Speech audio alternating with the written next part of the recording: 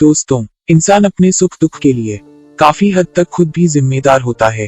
भगवान भले ही आपके भाग्य में धन और सुख लिखकर भेज दें, लेकिन आपकी हर बात पर भगवान नजर रखते हैं और आपके कर्मों के अनुसार भाग्य को बदल भी देते हैं। इसलिए देखा जाता है कि कई लोगों की हथेली में लंबी आयु रेखा होने पर भी अकाल मृत्यु को प्राप्त हो जाते हैं और अच्छी भाग्य रेखा होने पर भी गरीबी में गुजर बसर करते हैं। भगवान श्री कृष्ण के मित्र सुदामा भी इस बात के उदाहरण माने जाते हैं, जिन्हें अपनी भूल के कारण अत्यंत गरीबी का सामना करना पड़ा। हालांकि बाद में श्री कृष्ण की कृपा से उनकी गरीबी दूर हो गई। यहाँ हम कुछ ऐसे ही कारणों को बता रहे हैं जिनकी वजह से भाग्य रूठ जाता है और गरीबी का सामना करना पड़ता है। सबसे पहले बात करते हैं सुदामा की, जिसकी वजह से सुदामा गरीब हुए।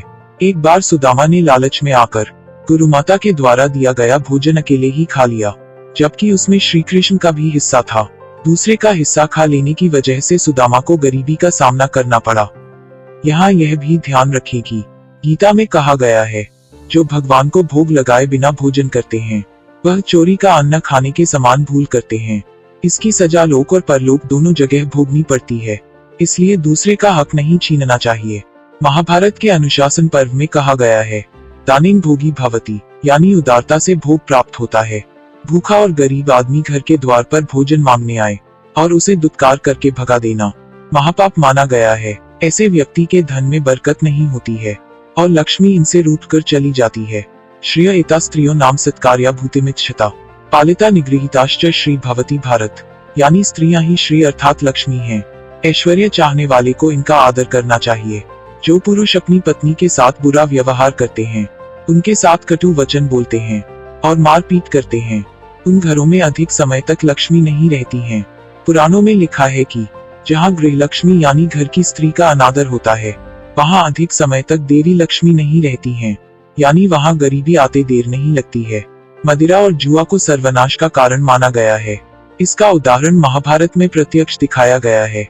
जुआ खेलने के कारण चक्रवर्ती सम्राट युधिष्ठिर को अपना राजपाट गंवाना पड़ा और अंत में पत्नी तक को दांव पर लगाना पड़ गया। युधिष्ठिर को कई वर्षों तक भाई और पत्नी के साथ वन वन भटकना पड़ा। परस्त्री गमन को महापाप माना गया है।